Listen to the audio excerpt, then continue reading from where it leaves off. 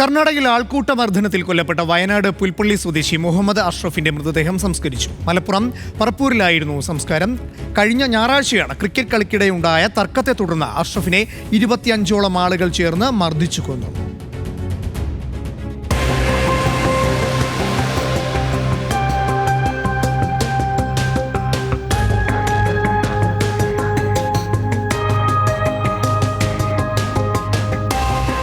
മംഗളൂരു നഗരത്തിൽ നിന്ന് 10 കിലോമീറ്റർ മാറിയുള്ള കടുപ്പുവിലെ ക്ഷേത്ര മൈതാനത്താണ് അതിക്രൂരമായ ആൾക്കൂട്ടമർദ്ദനത്തിനിരയായി അഷ്റഫ് 2 മണിക്കൂർ ജീവനോട് മല്ലിട്ടത്.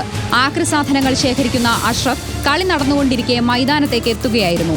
ഇതിനിടെ പ്രദേശവാസിയായ ഓട്ടോറിക്ഷ ഡ്രൈവർ സച്ചിനും അഷ്റഫും തമ്മിൽ വാക്കേറ്റമുണ്ടായെന്നും പിന്നാലെ സച്ചിന്റെ നേതൃത്വത്തിൽ 25ഓളം പേർ ചേർന്ന് മർദ്ദിച്ചെന്നും city police commissioner Anupam Agarwal. സംഭവത്തിൽ വിശദമായ അന്വേഷണം നടത്തുമെന്ന് കർണാടക ആഭ്യന്തരമന്ത്രി ജി പരമേശ്വര പറഞ്ഞു.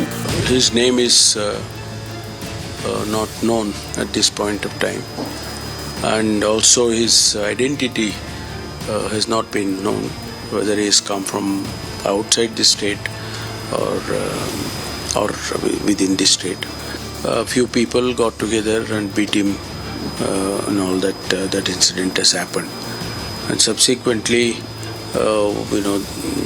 he didn't die on the spot, but they said it's later on he died because of the shock and so on.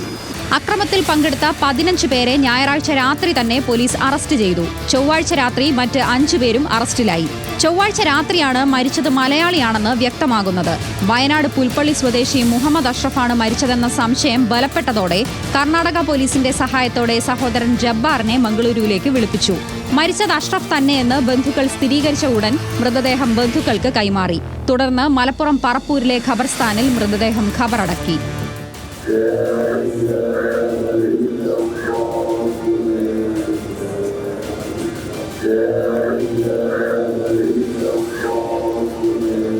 മാനസിക അസ്വാസ്ഥ്യമുള്ള ആളാണ് അഷ്റഫ് എന്നും വിവിധ ആശുപത്രികളിൽ ചികിത്സ തേടിയിട്ടുണ്ടെന്നും സഹോദരൻ ജബ്ബാർ പറഞ്ഞു.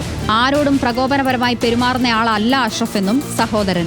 ഒരു ആൾക്കൂട്ടമർദ്ദനമാണ് വന്നത്. ഇപ്പോഴത്തെ ഈ ഒരു സംഭവത്തിന്റെ ഒരു വൈകാരികത ഉണ്ടല്ലോ, അപ്പോൾ അതിൻ്റെ എന്തെങ്കിലും സംഭവിച്ചു പോയതായിരിക്കാം. പിന്നെ മൂപ്പരാറിന് എന്തെങ്കിലും ഒരു സംഘടനയിലോ ജസ്റ്റ് എന്തിനെങ്കിലും ഒരു പ്രവർത്തിക്കുന്ന ഒരാളല്ല. എന്തിനെങ്കിലും മറ്റുള്ള അങ്ങനെ ഒരു ചെറിയ ഒരു ഇതുപോലും ഇല്ല.